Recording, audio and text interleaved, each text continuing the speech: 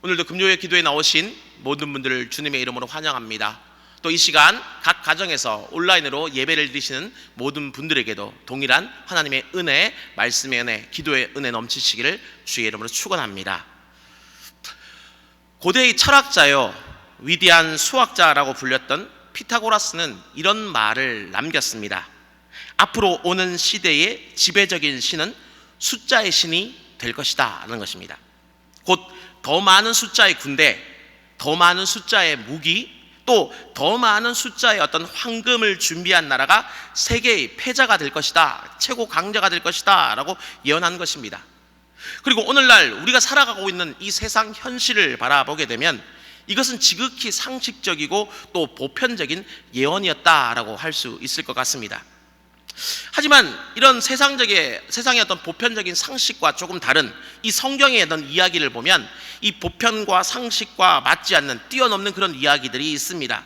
그중 하나가 바로 오늘 저와 여러분이 같이 읽었던 기드온과 300 용사의 이야기이지요.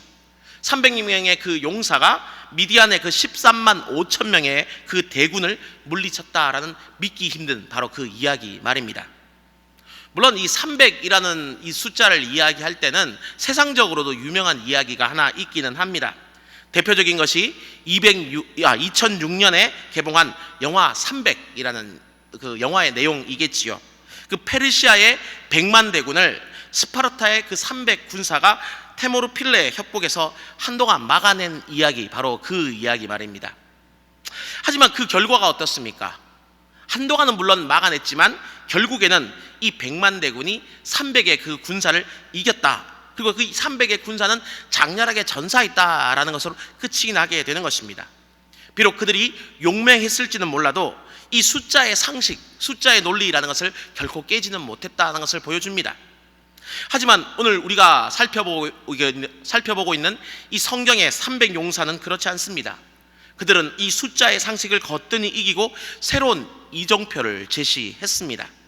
이 세상을 살아감에 있어서 결코 숫자가 전부가 아니라는 것을 그들은 보여준 것입니다. 그렇다면 숫자가 아니라 과연 무엇이 정말 중요한 것일까요? 오늘 우리가 살펴볼 이 본문은 이스라엘과 미디안의 전쟁에 대한 이야기입니다. 하지만 좀 더 곰곰이 오늘 본문을 깊이 읽어보시면은 이 본문의 내용은 이스라엘과 미디안의 전쟁이다라기보다는 어떤 기드온과 미디안의 전쟁이다라고 볼 수 있을 것 같습니다. 왜냐하면 이 전쟁을 수행하기 위해서 이스라엘이 어떤 군대를 준비하거나 다른 부분에 훈련되었다라는 이야기는 전혀 없지만 기드온은 끊임없이 하나님 손에 붙들려서 연단되고 훈련된 그런 이야기들이 앞뒤를 가득 채우고 있기 때문입니다. 이처럼 하나님은 그분의 어떤 계획을 이뤄나가기 위해서 무엇보다 사람을 준비시키는 분이십니다. 환경의 준비, 여건의 준비, 상황의 준비라는 것은 하나님께 전혀 필요하지 않습니다. 왜냐하면 그분의 손가락 하나면은 온 천지 만물을 만들 수 있는 분이시고, 또 그분의 말씀 한마디면 아무리 거센 풍랑도 태풍도 잠잠해질 수밖에 없기 때문입니다. 그분은 창조주 하나님이시지요. 그러나 오직 딱 한 존재, 사람만이 이 하나님의 뜻을 끊임없이 거스르고는 자기 고집대로, 자기 욕심대로 행하려는 바로 그런 존재입니다. 그래서 하나님께서는 어떤 일을 이루시기 위해서 어떤 상황이나 여건이나 환경보다는 바로 이 사람을 준비시키는 일에 가장 많은 시간들을 노력하시고 준비하시는 것입니다. 그리고 우리가 살펴보았던 이 기드온 역시 주의 손에 준비된 사람입니다. 왜냐고요? 그는 우리의 상상과 다르게 아주 지극히 보통의 사람, 평범한 사람이었기 때문이었죠. 끊임없이 의심하는 사람이었고, 두려워하는 사람이었고, 많은 경우 하나님을 신뢰하지 못하는 그런 사람이 바로 이 기드온이었습니다. 그래서 보잘것없는 사람한테는 감히 한마디도 하지 못하면서 천지를 만드신 하나님께는 마음껏 어쩌면 삿대질하며 대드는 인간이 바로 이 기드온이라는 인간입니다. 그리고 어쩌면 이것은 오늘날 우리의 실존, 우리의 모습이기도 하겠지요. 하지만 하나님은 바로 이런 기드온과 우리를 다듬으시고 고치시고 변화시키셔서 마침내는 이 미디안과의 전쟁에서, 세상과의 전쟁에서 승리하게 만드시는 분이 우리 주님이심을 잊지 마시길 바랍니다. 그래서 우리는 이 사사 기드온의 이야기를 읽을 때마다 다른 그 어느 누구가 아니라 바로 이 하나님을 찬양할 수 있어야 됩니다. 우리를 만드시고 다듬으시고 고치시고 변화시키는 바로 그 하나님을 말입니다. 오늘 본문의 이야기는 그래서 엄밀히 말하면 기드온과 300용사의 이야기가 아닙니다. 오히려 오늘 본문의 진정한 용사는 하나님이십니다. 오합지졸인 바로 이 기드온과 그 이스라엘 300을 데리고 나가셔서 당당히 싸움터로 나가 미디안을 마침내 물리치신 진정한 용사 하나님에 대한 이야기가 오늘 본문의 이야기다라고 우리는 볼 수 있습니다. 그렇기 때문에 어쩌면 오늘 이 전쟁, 본문의 전쟁은 시작도 하기 전에 이미 끝난 전쟁이다라고 말할 수 있습니다. 만군의 여호와, 모든 군대의 신이 되시는 바로 그 여호와께서 싸움의 가장 앞장에 서셨기 때문에 이 전쟁은 해보나 마나의 그런 싸움입니다. 근데 오늘 본문에 등장하는 중요한 인물 기드온은 바로 그 사실을 깨닫지 못합니다. 심지어 여호와 영이 임했음에도 불구하고 기드온은 끊임없이 불안하며 의심해합니다. 제가 정말 이 전쟁을 해야 될까요? 저 말고는 다른 장수는 없습니까? 하나님 정말 승리하게 저를 만들어 주실 건가요? 이 전쟁 나가서 저는 괜히 개죽음 나가는 거 아닙니까? 라고 끊임없이 불안해하는 모습을 그는 보여줍니다. 그래서 이 전쟁의 이야기 앞서 여러분이 잘 아시는 그 이야기가 하나 등장하지요. 뭡니까? 양털기도입니다. 이 양털기도와 관련돼서 또 우리 한 가지 더 말씀을 드리자면, 이 양털기도의 방법은 일반적인 어떤 기도의 방식은 아니라는 것을 잊지 않으셨으면 좋겠습니다. 양털기도는 특수한 상황 아래에서 이 기드온에게 응답이 아니라 확신을 주시기 위한 하나님께서 특별하게 사용하신 어떤 하나의 방편에 불과하다는 것입니다. 많은 사람들, 바로 우리 보통의 우리가 보면은 앞일에 대한 두려움들을 참 많이 가지고 있습니다. 그리고 이 두려움과 무서움 때문에 어떻게든지 이 앞날을 알고 싶어 합니다. 수많은 방법을 통해서 내가 걸어가야 될 이 길의 끝에 어떤 일들이 벌어지게 될지, 과연 내가 세운 이 계획이 성공할 수 있을지 없을지를 알고 싶어 하는 것이 우리 일반적인 모습이다라는 것입니다. 그래서 시대를 막론하고 끊임없이 점치는 집은 유행을 하고 있고요. 뭐 사주팔자, 운세, 토정비결 이런 것들은 시대를 초월해서 계속 날라옵니다. 요즘도 끊임없이 제 핸드폰에는 무슨 사주팔자, 운세, 뭐 타로점 이런 걸 보라고 자꾸 어디서 제 정보가 나갔는지 모르겠지만 핸드폰 번호를 아직 안 바꿔서 그런지 끊임없이 문자들이 날라오고 있습니다. 심지어 그리고 이런 모습이 세상에만의 모습이 아니라 어쩌면 우리 교회 안의 모습은 또 아닌가 생각해 봅니다. 많은 분들이 기도를 하면서도 어떤 예언기도 받기를 참 좋아하시고요, 또 신비한 그 무엇인가를 끊임없이 추구하는 모습을 보이기도 합니다. 물론 우리가 믿고 있는 기독교는 신비의 종교입니다. 무한하신 그 하나님을 유한하고 제한적인 인간이 알 수 없다는 그 자체부터가 이미 신비이기 때문입니다. 또한 이 기독교 안에는 삼위일체의 신비가 있고요, 동정녀 탄생의 신비가 있고요, 수많은 기적들의 신비가 있고 부활의 신비와 같은 정말 이루 셀 수 없는 수많은 신비들이 이 기독교 안에, 성경 안에는 기록되어 있습니다. 무엇보다 이 과거부터 오늘까지 우리를 어떤 상상을 초월하는 방법으로 우리에게 응답해 주시고 이끌어 가시는 그 하나님, 그분 자체가 어쩌면 신비 그 자체 아니시겠습니까? 하지만 그럼에도 불구하고 이 기독교는 결코 신비 종교는 아닙니다. 오히려 기독교는 말씀의 종교요, 진리와 상식이 통용되는 종교입니다. 그래서 이 상식 밖의 것들을 가지고 이 기독교를 재어보려 하고 재단하려고 하면 무언과 몸에 맞지 않는다는 것을 우리는 분명히 느끼실 겁니다. 오늘 본문의 이 기도원의 양털 기도도 마찬가지이지요. 어떤 분들은 이 기도를 장래를 알기 위한 어떤 수단으로 이 양털 기도를 사용하기도 합니다. 하나님, 동쪽으로 갈까요? 서쪽으로 갈까요? 제가 동쪽으로 가길 원하신다면 오늘 가장 처음 만난 사람이 동쪽 사람이 되게 해주십시오. 뭐 이렇게 저쪽에 어디죠? 강릉이나 뭐 포항이나 이런 쪽 동쪽 사람을 만나게 해주십시오. 그럼 제가 동쪽으로 가라는 뜻인 줄 알겠습니다.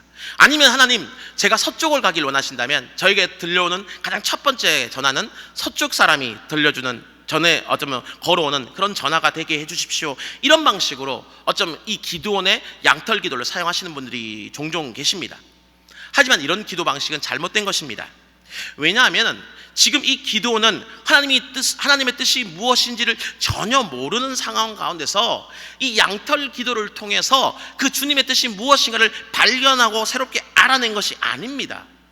주님께서는 분명히 주님의 뜻을 밝히셨고, 지금 이 기드온은 이 주님의 뜻이 정말 확실한 것인지, 혹 내 욕심이나 내가 잘못된 생각과 판단을 해서 주님의 뜻이 이것인데 아닌데, 이것이 아닌데 이것이라 착각하는 것이 아닌지를 확인하기 위해서 지금 이 양털 기도를 한 것입니다. 곧 기드온은 지금 자기의 욕구가 원하는 대로 어떤 방향과 조건을 내세워놓고 양털 기도를 한 것이 아니라는 것입니다. 하지만 우리는 어떤 방향과 어떤 길을 찾기 위해서 이 기드온의 양털 기도를 할 때가 참 많이 있습니다. 하나님, 어떤 것이 주님의 뜻입니까? 기드온에게 응답하신 것 같은 어떤 신비한 방법으로 제게 알려주십시오라는 것이죠. 그러나 이런 식의 기도는 별 의미가 없습니다. 하나님의 뜻의 대다수는 이미 이 성경 가운데 다 기록되어 있습니다. 그리고 우리는 우리 안에 거하시는 그 성령을 통해서 이 주님의 뜻을 잘 분별하기만 하면 되는 것입니다. 그럼에도 불구하고 저 자신도 마찬가지고요, 저를 비롯한 많은 분들이 이 양털 기도를 종종 사용하시는데, 그것은 대다수 우리의 욕망을 하나님의 어떤 방법, 하나님의 응답이라는 방법으로 어쩌면 정당화시키고 싶어 하기 때문은 아닐까요?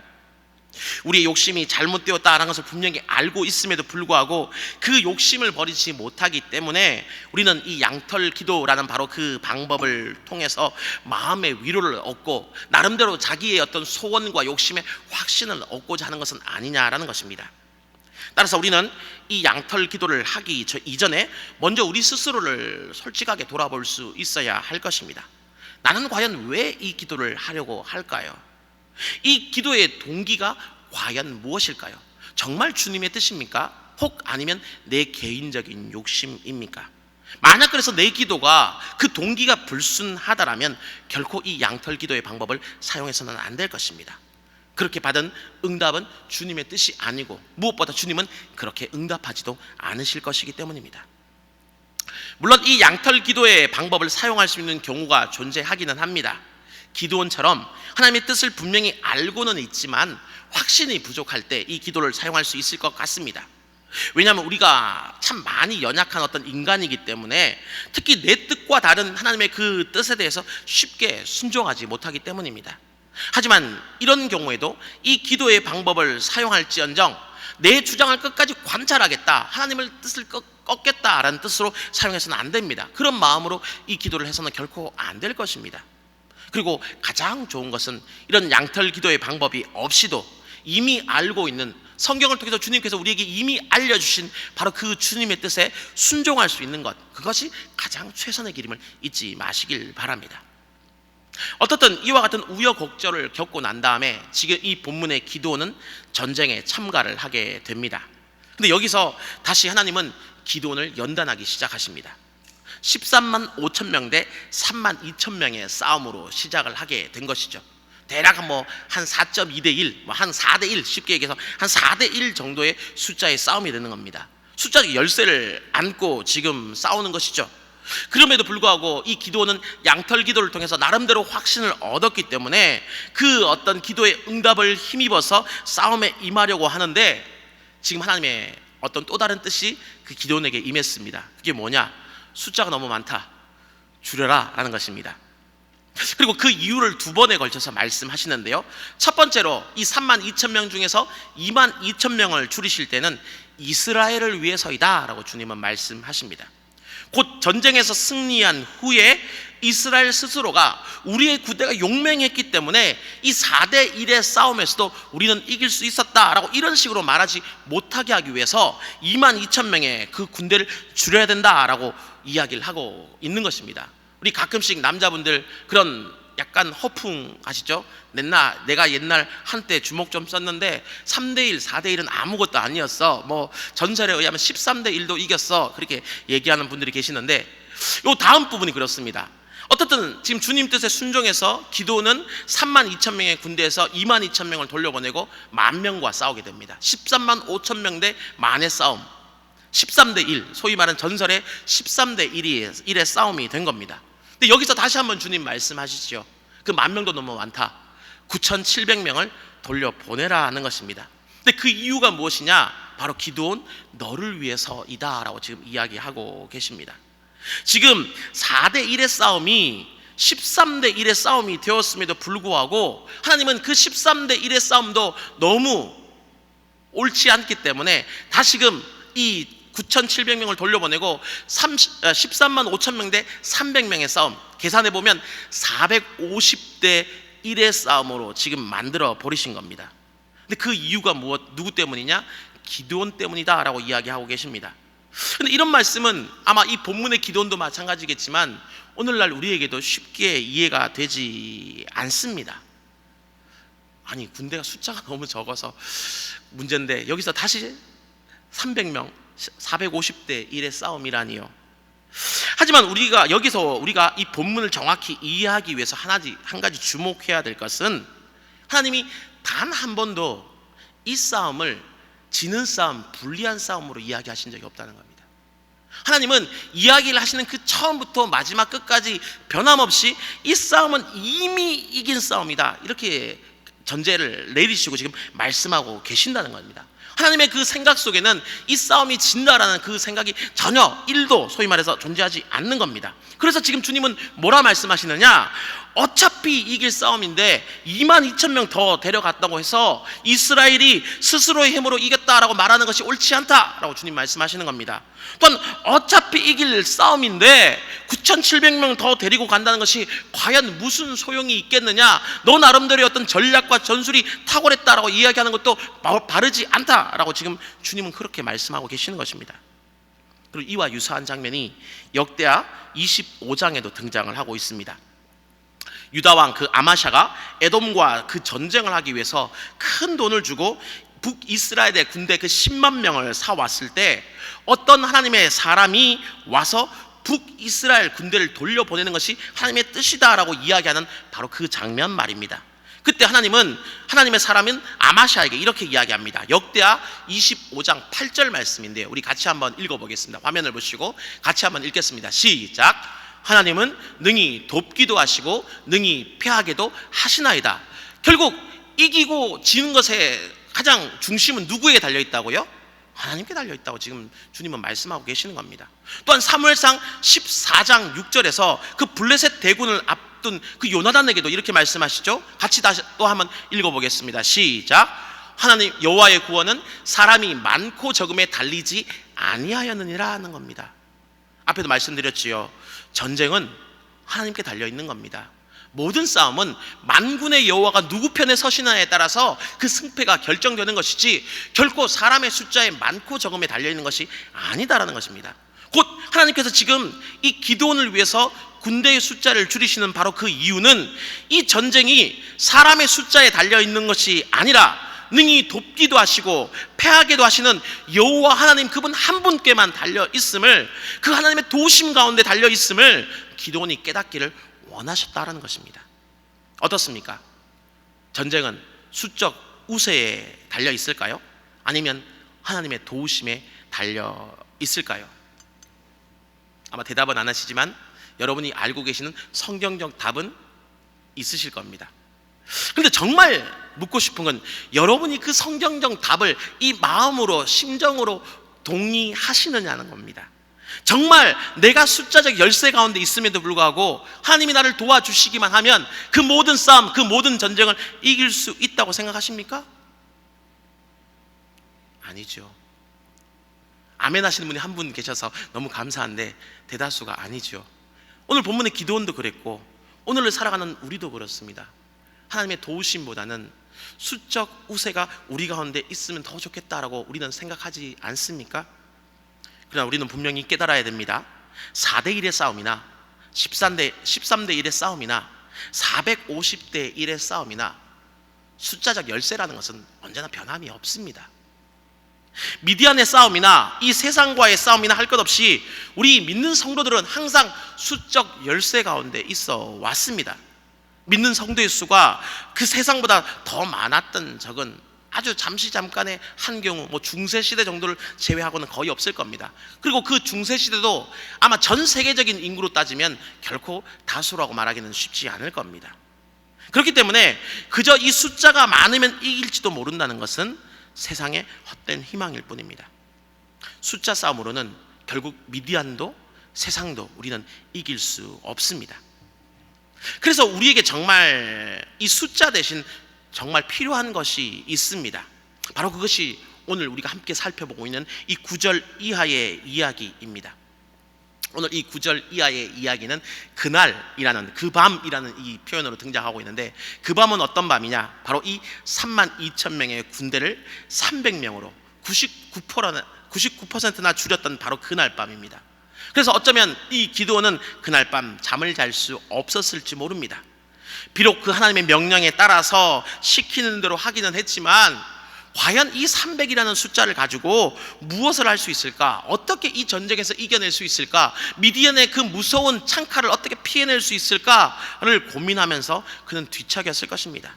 왜냐하면 12절의 표현을 보면 미디안의 군대는 메뚜기의 많은 수와 같고 그들의 낙타의 수가 많아 해변에 모래가 많은 것 같았기 때문입니다. 그래서 이처럼 지금 아래 골짜기에 메뚜기처럼 누워있는 그 수많은 적군들을 생각하면 기드온은 앞이 캄캄했을 것입니다. 그래서 어쩌면 그 밤이라는 표현들이, 그 캄캄한 밤이라는 표현이 등장했는지도 모르겠습니다. 그래서 기드온에게 이 구절은 잠 못 이루는 밤, 뒤척이는 밤, 바로 그 밤이었습니다. 근데 바로 그 밤에 지금 여호와께서 기드온에게 나타나셨습니다. 그리고 9절 하반부에서 이렇게 말씀하시지요. 일어나 진영으로 내려가라. 내가 그것을 네 손에 넘겨주었느니라 하는 것입니다. 하나님께서 이 전쟁을 지금 다시금 승리로 이끌겠다라고 다시금 약속해 주고 계시는 것입니다. 그리고 만약 내 말을 못 믿겠거든, 증거를 보여주마 하면서 하나님께서 지금 하나의 제안을 하고 계시는 겁니다. 그것은 미리, 이 전쟁이 있기 전에 미리 적진을 정탐하기 위해서 내려가 보라는 것입니다. 진짜 하나님이 이 전쟁을 이기게 하실 것인지 그렇지 않을 것인지를 네 눈으로 한번 확인해 보라 라고 이야기하는 겁니다. 그리고 혼자 가기 정 두려우면 부하를 한 명 대동하고 내려가 보라는 것입니다. 그리고 그렇게 내려간 적진에서 지금 이 기드온은 아주 뜻밖의 상황을 만나게 되지요. 기드온이 적진에 도착한 바로 그 시간에 갑자기 두 병사가 두런두런 이야기하기 시작하고, 그 이야기가 기드온의 귀에 들려왔던 겁니다. 근데 바로 이 시점에 대해서 수많은 영어 성경들은 지금 막 기드온이 도착했을 때라고 번역을 하고 있습니다. 그리고 히브리 성경의 표현도 마찬가지입니다. 곧 여기에 보면 하나님의 아주 기가 막힌 타이밍에 개입이 있었음을 알 수 있습니다. 기드온이 막 도착하자마자 두 사람이 이야기를 하기 시작했는데, 그 이야기가 기드온에게 아주 놀라운 힘이 되는 이야기였다는 것이죠. 그것이 무엇이냐? 바로 기드온에게 들려온 기가 막힌 타이밍의 이야기가 13절 하반부의 이야기인데요, 우리 13절 하반부의 말씀을 같이 한번 읽어보겠습니다. 우리 화면을 보시면 될 겁니다. 시작. 내가 한 꿈을 꾸었는데 꿈에 보리떡 한 덩어리가 미디안 진영으로 굴러 들어와 한 장막에 이르러 그것을 쳐서 무너뜨려 위쪽으로 엎으니 그 장막이 쓰러지더라. 지금 무슨 이야기를 하는 겁니까? 듣고도 무슨 이야기인지 잘 모르겠습니다. 보리떡이 자기들을 향해서 굴러왔는데 갑자기 장막이 하나 쓰러졌다. 듣고도 무슨 이야기를 하는 건지 참 이게 뜬구름 잡는 선문선답하는 그런 어떤 꿈의 이야기입니다. 얼핏 들어서는 도무지 무슨 이야기를 하는지 해석하기가 쉽지 않습니다. 근데 놀라운 것은 이 이야기를 들은 그 반대편의 병사가 꿈을 듣자마자 바로 즉각 해석합니다. 14절 하반부인데요, 같이 한번 읽어보겠습니다. 14절 하반부입니다. 시작. 이는 다른 것이 아니라 이스라엘 사람 요아스의 아들 기드온의 칼이라. 하나님이 미디안과 그 모든 진영을 그의 손에 넘겨주셨느니라. 우리가 들어서는 도무지 이해하기 쉽지 않은 그 꿈을 그 상대편 군사는 듣자마자 해석을 해서 꿈을 해몽하는 겁니다. 근데 더구나 더 놀라운 것은 그 꿈의 해몽이 결코 자기들의 어떤 사기라든지 이런 것에 도움되는 것이 아닙니다. 오로지 이 꿈과 이 모든 해몽은 기드온 한 사람만을 위한 맞춤 꿈이요 맞춤 해명이다 라고 볼 수 있습니다. 그래서 기드온은 지금 이 꿈과 해몽을 나누는 이 적군의 이야기를 듣자마자 놀라지 않을 수 없었습니다. 그리고 비로소 여기서 기드온은 깨닫게 되죠. 모든 일은 하나님의 손에 달려 있구나. 왜냐하면 지금 이 기드온과 부하가 적진에 들통나지 않고 내려왔다는 것, 그 13만 5천 명의 어떤 군대를 뚫고 들어왔다는 것도 아주 놀라운 일이고요, 상식을 뛰어넘는 일이고요, 또 꿈과 해몽을 이야기하고 있는 그 적군의 막사 앞에 정말 기가 막힌 타이밍에 이야기하자마자 조금만 늦거나 조금만 빨라서도 도무지 들을 수 없는 이야기를 기가 막힌 타이밍에 도착해서 들을 수 있다는 것도 하나님의 섭리가 아니고는 불가능하기 때문입니다. 더구나 그 꿈을 듣자마자 그 13만 5천 명이라는 어마어마한 대군이 지금 사기가 떨어지고 전쟁 가운데 우리가 패할지도 모른다는 생각이 만연하게 된 것은 하나님이 개입하지 않으신다면 불가능한 상황이다라고 말할 수 있습니다. 이처럼 하나님은 이 4대 1의 싸움을 450대 1의 싸움으로 만드신 바로 그날 밤에, 그 밤에 기드온이 이 부족한 숫자 때문에 잠 못 들고 있던 바로 그 밤에 기드온에게 다시금 나타나셨습니다. 그리고는 미디안 전역으로 지금 내려가라 명령하셨습니다. 만일 두려우면 혼자 가지 말고 부하도 한 명 데리고 가라는 세심한 명령과 함께 이해하지 못할 바로 그 명령을 지금 내리신 것입니다. 하지만 그렇게 내려간 미디안 진영에서 어떻습니까? 기드온은 전혀 생각하지 못했던 놀라운 하나님의 선물을 지금 받게 되는 겁니다. 3만 1,700명이라는 그 숫자를 대신할 선물이 바로 그 적군의 진영 가운데 준비되어 있었던 것입니다. 그것이 무엇입니까? 하나님의 꿈입니다. 숫자를 대신해서 기드온이 반드시 이 전쟁에서 이길 것이다, 하나님이 기드온을 이기게 만들어 주실 것이다는 바로 그 하나님의 꿈이 바로 그 적진 가운데 존재했던 것입니다. 어떻습니까? 우리 하나님 멋지지 않으십니까? 숫자는 빼앗아 가셨지만 그보다 훨씬 위대하신 꿈을 주신 하나님이시기 때문입니다. 꿈을 주시는 하나님, 저는 설교를 준비하는 내내 이 한 문장 때문에 얼마나 이 가슴이 두근거렸는지 모릅니다. 어차피 이길 수 없는 그 숫자 노름 대신에 반드시 이기리라는 하나님의 그 약속이 담겨있는 꿈을 주셨다라는 것이 얼마나 제 가슴을, 제 심장을 뛰게 했는지 모릅니다. 그리고 이것은 기드온도 마찬가지였습니다. 그래서 본문 15절을 보면 기드온 이야기에 드디어 최초로 경배했다라는 표현이 등장을 합니다.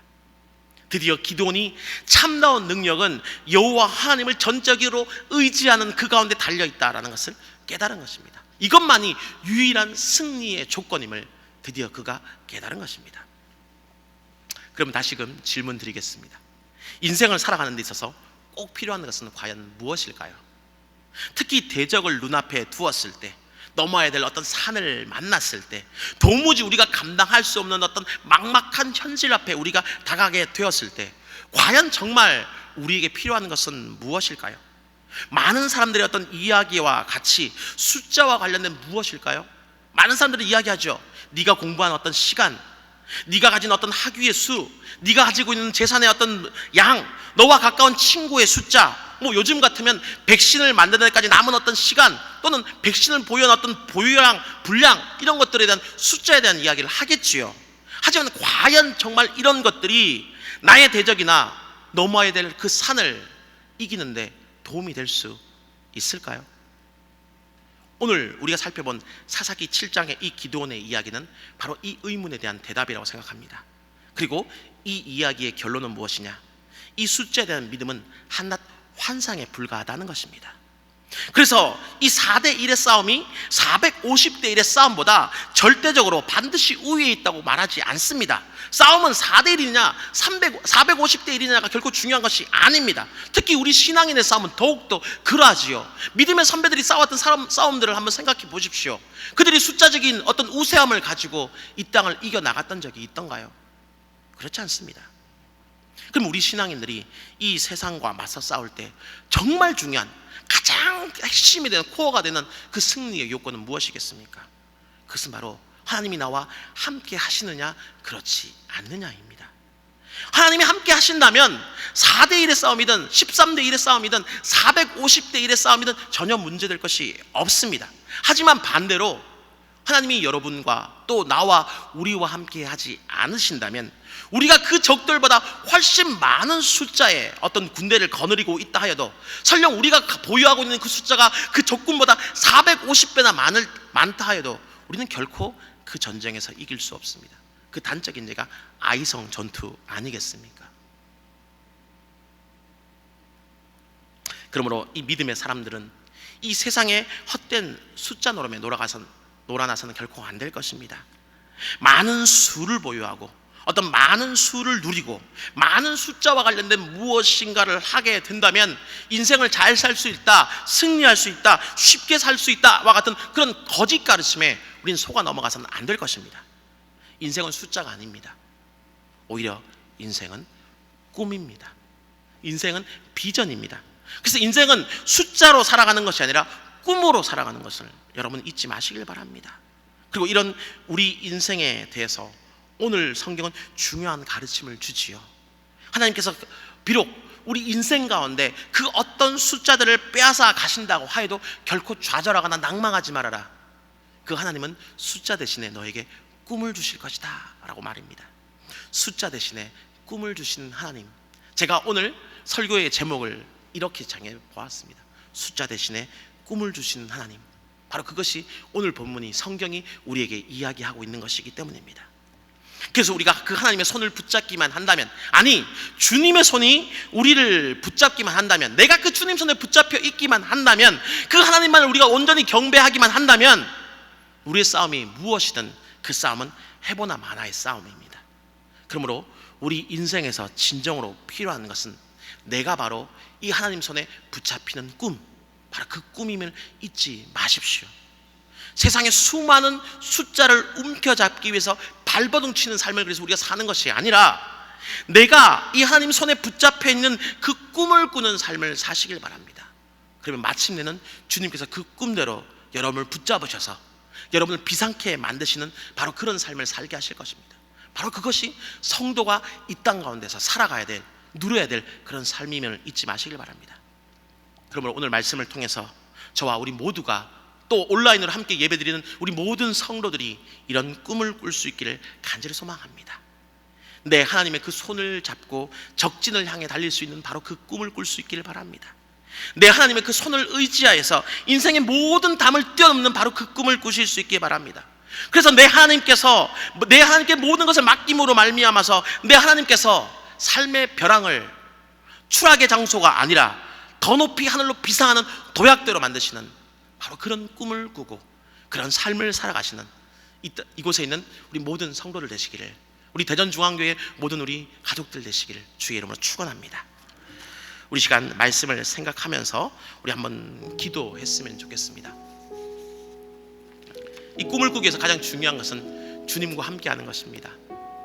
우리 삶이 좀 힘들고 고단하고 어렵다 하여도 주님만 함께 계신다면, 내가 비록 숫자 노름으로는 세상에서 질지 몰라도 주님만 함께 하신다면 이 모든 것은 이길 수 있습니다. 이 모든 것은 분명히 지나갈 것입니다. 우리 이런 믿음의 고백을 담아서 우리 한번 찬양했으면 좋겠습니다. 주님이 늘 함께 하십니다.